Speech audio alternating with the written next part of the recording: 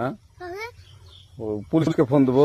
Please আমাকে ক্ষমা করে দাও, প্লিজ প্লিজ আমাকে ক্ষমা করে দাও, প্লিজ কেটা আম পড়েছে?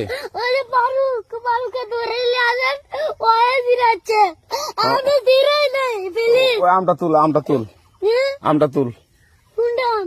হ্যাঁ এই যে এই জাম, আরে এই যে এই জাম, এই জাম, ওরা ছিঁড়ে দিছে, আপনি ছিঁড়ে নি, প্লিজ। তো একটু দূরে টাড়া কি ওখানে টাড়া। এখন কি করছিস কয়া?